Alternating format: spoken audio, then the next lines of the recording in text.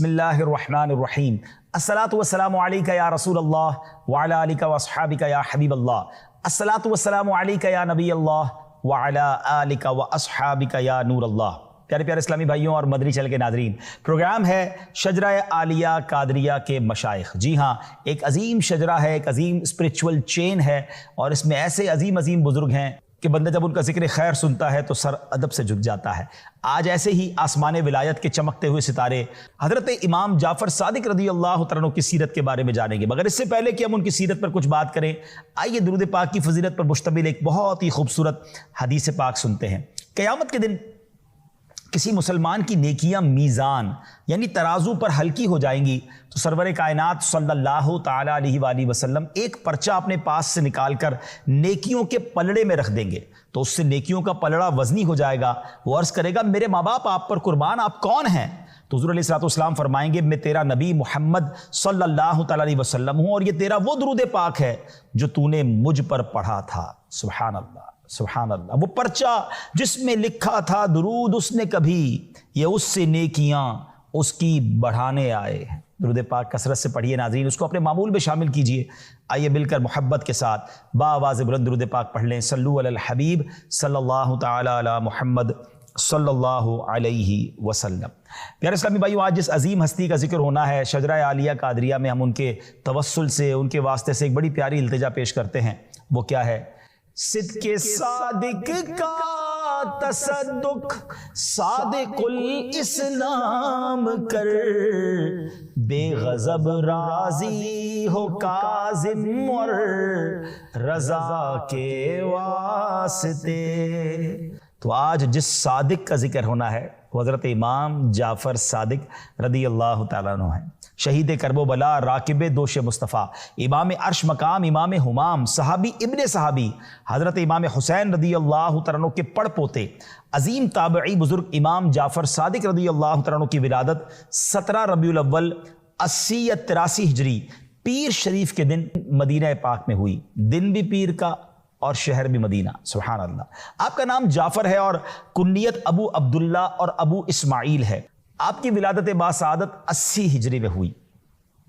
हज़रत सैयदना इमाम जाफ़र सादिक रदी अल्लाह तआला अन्हु की वालदा मोहतरमा का इसमें गिरामी हज़रत सैयदतुना उम्मे फरवा बिनते कासिम बिन मोहम्मद बिन अबी बकर सिद्दीक रदी अल्लाह तआला अन्हु है, जबकि आप रदी अल्लाह तआला के वालिद गिरामी का इसमें मुबारक हज़रत सैयदना इमाम बाकिर बिन अली ज़ैनुल आबिदीन और बिन हुसैन बिन अली उल मुर्तज़ा शेर खुदा करम अल्लाह तआला वजुल करीम है। यानी आपका कमाल देखें, कैसी हस्ती हैं कि आप वालदा की तरफ से हज़रत अबू बकर सिद्दीक रदी अल्लाह तआला से जा मिलते हैं और वालिद साहब की तरफ से मौला अली शेर खुदा करम अल्लाह तआला वजुल करीम से जा मिलते हैं। सुभान अल्लाह। यानी आप वालदा की तरफ से सिद्दीकी और वालिद की तरफ से अलवी फातिमी हैं। सुभान अल्लाह, सुभान अल्लाह।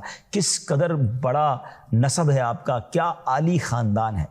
सच गोई की वजह से आपको सादिक के लक़ब से जाना जाता है। इसके अलावा फाजिल, ताहिर भी आप रहमतुल्लाहि तआला के अलकाबात हैं। आपने मदीना मुनव्वरा के मुश्कबार इल्मी फ़ज़ा में आँख खोली। अपने वालिद गिरामी हज़रत इमाम अबू जाफ़र मोहम्मद बाकिर और हज़रत सैयदना उबैदुल्लाह बिन उबई राफ़े, नवासा सिद्दीक़ अकबर, हज़रत सैयदना उर्वा बिन ज़ुबैर, हज़रत सैयदना अता और हज़रत सैयदना नाफ़े अलैहिमुर रहमा के चश्मा इल्म से सैराब हुए। यानी इन सब की सोहबतों का फैज़ आपने हासिल किया और दो जलीलुल कदर सहाबा इकराम हज़रत सैयदना अनस बिन मालिक और सैयदना सहल बिन साद रदी अल्लाह तआला अन्हुमा की ज़ियारत से मुशर्रफ होने की वजह से आप रहमतुल्लाहि तआला ताबई हैं। याद रखें, जो कोई शख्स ईमान की हालत में नबी पाक का दीदार कर ले या उनकी सोहबत उठाए और ईमानी की हालत में उसका इंतकाल हो जाए तो वो सहाबी हो जाता है, और जो ईमान की हालत में किसी सहाबी का दीदार कर ले या उनकी सोहबत उठाए और ईमान की हालत में उनका विसाल हो तो वो ताबई होता है। नाज़रीन, उनकी दीनी खिदमात किताब की तसनीफ से ज़्यादा मुश्किल अफराद की इल्मी, इखलाकी और शख्सी तामीर है और उस्ताद का ये सबसे बुनियादी किरदार होता है। हज़रत इमाम जाफ़र सादिक रहमतुल्लाहि तआला की सोहबत में रहकर कई शागिर्द उम्मत के लिए मनाराए नूर बने। आपके इल्मी फैज़ान से फैज़याब होने वालों में आपके अपने फ़र्जंद इमाम मूसा काज़िम, फिर इमाम आज़म अबू हनीफ़ा, इमाम मालिक, हज़रत सुफ़ियान सौरी, हज़रत सुफ़ियान बिन उयैना रहमतुल्लाहि तआला अलैहिम की ये नाम सरे फ़हरिस्त हैं। आप नाम देखें कौन से हैं, इतने बड़े इल्म के समुंदर वो आपसे फैज़याब हुए। आप उनके उस्ताद हैं, اللہ اکبر، کیسا آپ کا فیضان جاری ہے۔ اچھا، آپ کی خوف خدا اور آپ کے معمولات کیسے تھے؟ خوش اخلاقی آپ کی طبیعت کا حصہ تھی، جس کی وجہ سے مبارک لبوں پر ہمیشہ مسکراہٹ سجی رہتی تھی۔ جب کبھی ذکر مصطفیٰ ہوتا تو پیارے آقا علیہ السلام کی تعظیم اور ہیبت کی وجہ سے آپ کا رنگ زرد ہو جاتا۔ کبھی بے وضو حدیث بیان نہ فرماتے، نماز اور تلاوت میں مشغول رہتے یا خاموش رہتے، آپ کی گفتگو فضول گوئی سے پاک ہوتی۔ اللہ اکبر۔ ناظرین ذرا آپ سوچیں کہ کیا شاندار شخصیت ہیں کہ آپ کی گفتگو جو ہے وہ فضول گوئی سے پاک ہوتی، زبان پر مسکراہٹ ہوتی، ذکر و درود ہوتا، اور آپ کے معمولات زندگی سے آباء و اجداد کے اوصاف جھلکتے تھے۔ نبی پاک کا ہی خاندان ہے نا، آپ کے رویے میں نانا جان نبی اکرم علیہ السلام کی شان کریمی معافی جھلکتی تھی، گفتار سے صدیق اکبر رضی اللہ تعالیٰ کی حق گوئی کا اظہار ہوتا تھا، اور کردار میں شجاعت حیدری نظر آتی تھی۔ آپ کس قدر معاف کرنے والے تھے، عفو و درگزر کی ایک جھلک ملاحظہ کیجیے۔ ایک مرتبہ غلام نے ہاتھ دھلوانے کے لیے پانی ڈالا تو وہ پانی ہاتھ کی بجائے کپڑوں پر گر گیا۔ آپ نے اسے نہ تو جھاڑا نہ ہی سزا دی، اسے معاف کیا، شفقت فرمائی، بلکہ آزادی کر دیا۔ اللہ اکبر۔ یہ نبی پاک کا کیسا خاندان ہے کہ غلطی کرنے والے پر زیادہ مہربان ہو جاتے ہیں، زیادہ شفقت فرماتے ہیں۔ اور نبی پاک علیہ السلام کے بارے میں شاعر لکھتے ہیں نا، آتا ہے فقیروں پہ انہیں پیار کچھ ایسا، خود بھیک دیں اور خود کہیں منگتا کا بھلا۔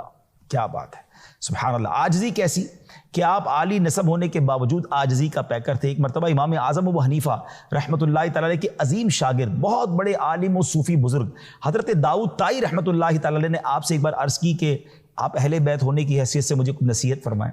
آپ خاموش رہے۔ دوبارہ عرض کی، حضور اہل بیت ہونے کے اعتبار سے اللہ پاک نے جو آپ کو فضیلت بخشی ہے، اس لحاظ سے آپ نصیحت کیجیے، آپ کے لیے ضروری ہے۔ یہ سن کر آپ نے فرمایا، میں تو خود خوفزدہ ہوں کہ کہیں قیامت کے دن میرے جد امجد، میرے آقا جناب رسول اللہ صلی اللہ تعالی علیہ وسلم میرا ہاتھ پکڑ کر یہ پوچھ نہ لیں کہ تو نے میری پیروی کا حق ادا کیوں نہ کیا، کیونکہ نجات کا تعلق نسب سے تو نہیں ہے کہ خاندان بڑا ہے تو بخشا جائے گا، اعمال صالحہ ضروری ہیں۔ اللہ اکبر۔ جب یہ عاجزی والے الفاظ حضرت داؤد طائی رحمۃ اللہ تعالی نے سنے تو وہ رو پڑے، اور وہ کہتے ہیں کہ جن کے جد امجد اللہ پاک کے آخری نبی صلی اللہ تعالی علیہ وسلم ہو، ان کے خوف خدا کا عالم یہ، تو میرا حال کیا ہوگا، میرا کیا بنے گا۔ اللہ اکبر۔ ناظرین، یہ اللہ والوں کی ہی باتیں ہیں۔ ہم تو چند نمازیں پڑھ لیں، تھوڑا صدقہ خیرات کر دیں، کوئی دین کی خدمت کر لیں تو پیری زمین پہ نہیں ہوتے، ہم سمجھتے ہیں جناب ہم تو بہت بڑا دین کا کام کر رہے ہیں۔ یہ اس قدر بڑی شخصیات ہیں اور اللہ کے خوف سے لرزاں و ترساں رہتے تھے۔ کاش ان کے صدقے ہمیں بھی کچھ خوف خدا نصیب ہو جائے، ہمیں بھی کچھ اخلاص نصیب ہو جائے، ہمیں بھی اللہ کی بارگاہ میں پیش ہونے کا کوئی خیال آ جائے اور ہم اپنے اعمال کی اصلاح کرنے میں کامیاب ہو جائے۔ امام جعفر صادق ظاہری اور باطنی علوم کے جامع تھے اور ریاضت و عبادت اور مجاہدے میں مشہور تھے۔ مالکیوں کے عظیم پیشوا حضرت سیدنا امام مالک رحمۃ اللہ تعالی فرماتے ہیں، میں ایک زمانے تک امام جعفر صادق رحمۃ اللہ تعالی کی خدمت بابرکت میں آتا رہا، میں نے ہمیشہ آپ کو 3 عبادتوں میں سے کسی ایک میں مصروف پایا، یا تو آپ نماز پڑھتے ہوئے نظر آتے، یا تلاوت قرآن میں مشغول ہوتے، یا پھر روزہ دار ہوتے، یعنی 3 میں سے کسی ایک عبادت پہ آپ مصروف رہتے تھے۔ ہم غور کریں، ہم میں سے بہت سارے وہ ہیں جو کسی نہ کسی گناہ میں مصروف ہوتے ہیں، جن کو دیکھو کبھی ایک گناہ کر رہے ہوں گے، کبھی ایک غفلت کا کام اس میں نہیں ہوں گے تو یہ کر رہے ہوں گے۔ اور اللہ والوں کی لائف ڈسکرائب کیسے ہو رہی ہے، ڈیفائن کیسے ہو رہی ہے، بیان کیسے ہو کہ 3 میں سے کوئی ایک کام کر رہے ہوں گے، یا تو روزہ دار ہوں گے، یا تلاوت کر رہے ہوں گے، یا نماز پڑھ رہے ہوں گے۔ کاش میرے اور آپ کے معمول بھی ایسے صاف ستھرے ہو جائیں۔ اچھا، سخاوت کیسی کہ آپ لوگوں کو اس قدر کھلاتے کہ اہل خانہ کے لیے بھی کچھ باقی نہ رہتا تھا۔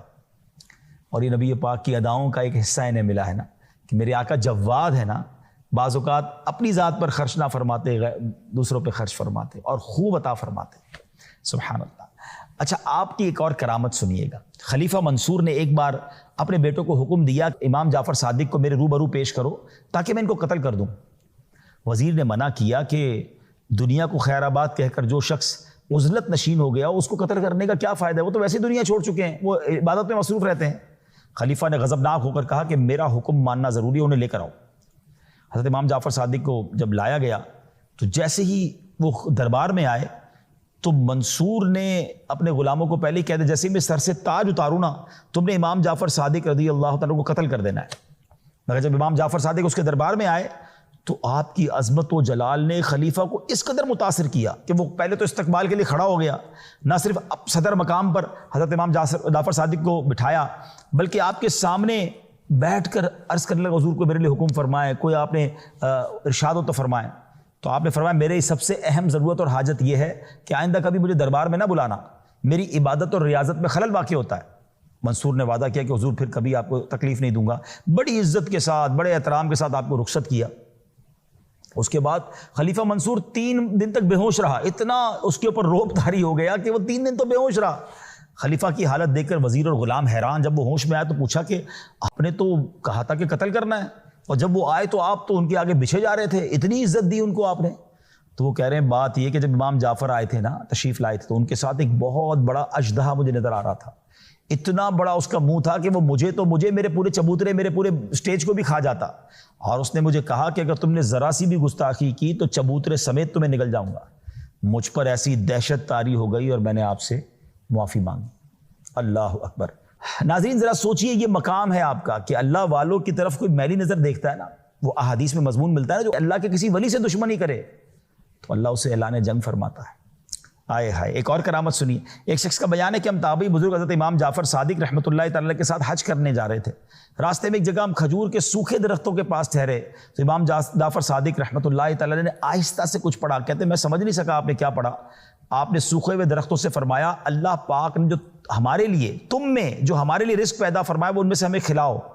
اس وقت میں نے دیکھا کہ کھجوروں کے گچھے آپ رحمۃ اللہ تعالی کی طرف جھک رہے ہیں، سوکھے درخت تھے اور اب کھجوروں کے گچھے جھک رہے ہیں۔ آپ نے مجھ سے فرمایا کھاؤ، میں نے اس سے پہلے اتنی مزیدار کھجوریں کبھی نہیں کھائی تھی۔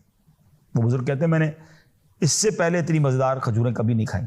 حضرت سیدنا امام جعفر صادق کیسے مستجاب الدعوات تھے، آپ دعا کرتے وہ کیسے قبول ہوتی تھی۔ ایک آدمی آپ کے پاس آیا، کہتا ہے حضور دعا کر دیں اللہ مجھے اتنا مال دے کہ میں ہر سال بہت سے حج کروں، میں بہت سے حج کروں۔ آپ نے دعا کی اللہ اسے بکثرت مال دے دے، اتنا دے دے کہ زندگی میں 50 حج کرے۔ چنانچہ سے اتنا مال ملا کہ اس نے پورے 50 حج کیے۔ 51 بار جب حج پر گیا تو جوحفہ کے مقام پر غسل کے لیے نہر میں گیا تو پانی کی تیز موجیں اسے بہا کر لے گئیں اور وہ اسی میں ڈوب کر فوت ہو گیا۔ اللہ اکبر۔ ناظرین آپ دیکھیں یہ دعا کیسی تھی کہ 50 حج اسے نصیب ہوئے۔ حضرت سیدنا امام جعفر صادق رحمۃ اللہ تعالی مکہ پاک میں ایک دن کہیں تشریف لے جا رہے تھے تو راستے میں اپنی گائے کے مرنے پر ایک عورت رو رہی تھی۔ آپ رحمۃ اللہ تعالی نے فرمایا کیا تم یہ چاہتی ہو کہ اللہ پاک تمہاری گائے زندہ فرما دے؟ عورت نے عرض کیا آپ ہم سے اس طرح مذاق کرتے ہیں، حالانکہ میں پہلی مصیبت میں ہوں، میری گائے مر گئی ہے، میں رو رہی ہوں اور آپ مجھے کہہ رہے ہیں کہ گائیں زندہ اللہ پاک کر دے۔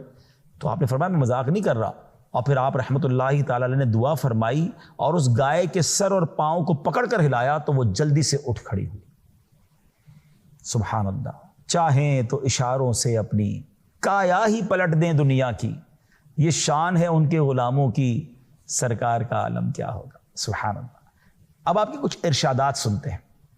سیدنا امام جعفر صادق رحمۃ اللہ تعالی تقویٰ سے فرماتے ہیں کہ تقویٰ سے افضل کوئی زاد راہ نہیں، خاموشی سے بہتر کوئی چیز نہیں، جہالت سے بڑھ کر کوئی نقصان دہ دشمن نہیں، اور جھوٹ سے بڑی کوئی بیماری نہیں۔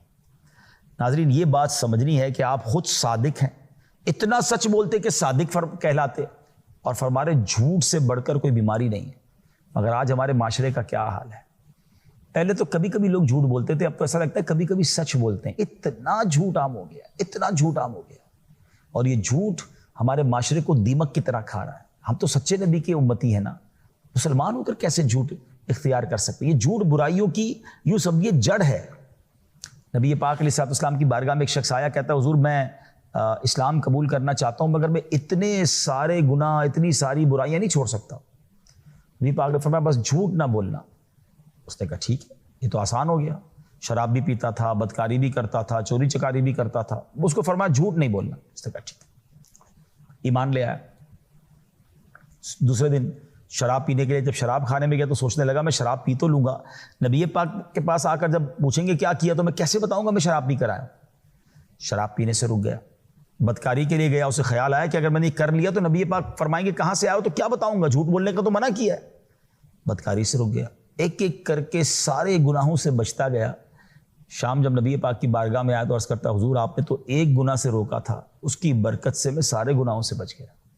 سچ بولے ناظرین، جی ہاں سچ کی برکتیں بہت زیادہ ہیں، آپ کی روزی میں برکت ہو جائے گی، آپ کے چہرے پہ نور آ جائے گا۔ ہاں سچے کے چہرے پہ نور ہوتا ہے، اس کا چہرہ بڑا حشاش بشاش فریش جھوٹا بڑا مضطرب ہوتا ہے، ہاں بڑا بے چین ہوتا ہے، اس کے چہرے پہ رونق نہیں ہوتی۔ نبی پاک کا چہرہ دیکھ کر تو لوگ کہتے ہیں نہیں کسی جھوٹے کا چہرہ نہیں ہو سکتا، کلمہ پڑھتے مسلمان ہو جاتے۔ تو ایک طرف تو ہم کہتے ہیں سچی بات سکھاتے یہ ہیں اور اس نبی کے امتی ہو کر جھوٹ بولتے ہیں۔ امام جعفر صادق رحمۃ اللہ تعالی کی زندگی سچ پر مبنی، صادق کہلاتے آپ، صادق آقا کے خاندان سے ہے نا۔ کیا مجھے کوئی صادق کہتا ہے، آپ کو کوئی صادق کہتا ہے کہ یار یہ بندہ سچا ہے؟ سوچئے ہمارے بارے میں لوگ کیا کہتے ہیں۔ کاش لوگ کہیں کہ یار ہے اچھا امتی، بولتا ہے تو سچ بولتا ہے، جھوٹ نہیں بولتا۔ اللہ کرے کہ دل میں اتر جائے میری بات، سبحان اللہ۔ اور پھر حضرت ابوبکر صدیق اور حضرت عمر فاروق سے کیسا پیار تھا کہ حضرت امام جعفر صادق فرماتے ہیں کہ انا بریء ممن ذکر ابا بکر و عمر الا بخیر، یعنی اس شخص سے میرا کوئی واسطہ نہیں جو امیر المومنین حضرت سیدنا ابوبکر صدیق رضی اللہ تعالیٰ عنہ اور سیدنا عمر فاروق رضی اللہ تعالیٰ عنہ کا ذکر خیر و خوبی کے ساتھ نہ کرے۔ اللہ اکبر، آپ سوچیں کہ کس قدر کمال کی فرمان ہے، اور یہ صحابہ اور اہل بیت کا کمال کا آپس میں انٹریکشن تھا کہ وہ ایک دوسرے سے کس قدر پیار کرتے تھے۔ امام جعفر صادق رحمۃ اللہ تعالی علیہ ایک کمال کی ایک اور فرمان عطا فرمایا۔ میں سمجھتا ہوں یہ دوست بنانے والے، فرینڈ سرکل بنانے والوں کے لیے تو شاندار مدنی پھول ہے۔ غور سے سنیے کس کو دوست بنانا ہے، کس کی صحبت میں بیٹھنا ہے۔ آپ فرماتے 5 قسم کے آدمیوں کی صحبت اختیار نہ کرو۔ نمبر 1، بہت جھوٹ بولنے والا شخص، کیونکہ تم اس سے دھوکہ یعنی چیٹنگ کھاؤ گے، اور وہ سراب یعنی صحرا میں پانی کی طرح نظر والی ریت جیسا ہے، وہ دور والے کو تیرے قریب کر دے گا اور قریب والے کو دور کر دے گا۔ یعنی جھوٹ بولنے والے سے دوستی نہیں کرنی ہے۔ واقعی وہ بعض اوقات جھوٹی باتیں کر رہا ہوتا ہے، بندے کو اتنے آسرے دے رہا ہوتا ہے کہ انسان پریشان رہتا ہے، ایسا دوست کس کام کا؟ تو جھوٹا دوست نہیں ہونا چاہیے۔ فرمایا بے وقوف آدمی، اس کی صحبت میں بھی نہ بیٹھو، کیونکہ اس سے تمہیں کچھ حاصل نہیں ہوگا، وہ تمہیں نفع پہنچانا چاہے گا لیکن نقصان پہنچا بیٹھے گا۔ بے وقوف جو ٹھہرا، وہ آپ نے واقعہ سنا ہوگا نا کہ ایک بندہ جو ہے اس کا ایک ریچھ اس کا دوست تھا اور بڑی محبت کرتا تھا اس سے، وہ ریچھ سے بڑی محبت کرتا تھا۔ ایک دن وہ جا کر سویا تو بار بار اس کی ناک پہ مکھی بیٹھتی تھی، ریچھ اسے اڑاتا تھا کہ میرا دوست سو رہا ہے، دوبارہ مکھی بیٹھی، دوبارہ اڑایا، 3-4 بار اس نے کیا۔ بعد میں ریچھ کو بڑا غصہ آیا کہ یہ مکھی بار بار میرے دوست کو تنگ کر رہی ہے، بہت بڑا پتھر اٹھا کے لایا اور آخر کار اس نے مکھی کو مارنے کے لیے پتھر پھینکا۔ مکھی تو نہ جانے کہاں گئی، دوست چلا گیا، کیونکہ بے وقوف تھا۔ تو بے وقوف سے دوستی نہیں ہونی چاہیے۔ نمبر 3، بخیل، کنجوس سے بھی دوستی نہیں ہونی چاہیے، کیونکہ جب تمہیں اس کی ضرورت ہوگی تو وہ دوستی ختم کر دے گا۔ موقع پڑے، کوئی ضرورت پڑے تو دوست ساتھ ہی نہ آتے تو کس کام کا وہ دوست؟ تو سخی ہونا چاہیے دوست، بخیل نہیں ہونا چاہیے۔ نمبر 4، بزدل شخص، اس سے بھی دوستی نہیں ہونی چاہیے، کیونکہ یہ شخص مشکل وقت میں تمہیں چھوڑ کر بھاگ جائے گا، اور ایسا ہوتا ہے جب کوئی مشکل وقت آتا ہے تو پہلے ہی وہ بزدل تھا تو وہ ہم سے پہلے بھاگ جاتا ہے۔ نہیں، بہادر دوست ہونے چاہیے۔ فرمایا فاسق شخص، کیونکہ وہ تمہیں ایک لقمے یا اس سے بھی کم قیمت میں بیچ دے گا۔ کسی نے پوچھا لقمے سے کم کیا ہے؟ فرمایا لالچ رکھنا اور اسے نہ پانا۔ یعنی فاسق جو ہوتا ہے نا، جو اللہ کا نافرمان ہے، وہ ہمارا فرما بردار کیسے ہو سکتا ہے؟ تو ہمیں اللہ والوں سے دوستی کرنی ہے، نیک لوگوں سے پیار کرنا ہے۔ بہرحال اللہ کرے یہ باتیں سمجھ آ جائیں اور ہم دوست بناتے ہوئے اس کا خیال رکھیں۔ امام جعفر صادق رحمۃ اللہ تعالی کو 68 برس کی عمر میں 15 رجب المرجب 148 ہجری کو کسی بد نصیب نے زہر دیا جو ان کی شہادت کا سبب بنا۔ حضرت امام جعفر صادق رحمۃ اللہ تعالی کا مزار پر انوار جنت البقیع میں اپنے والد محترم سیدنا امام باقر رحمۃ اللہ تعالی کے پہلو میں ہے۔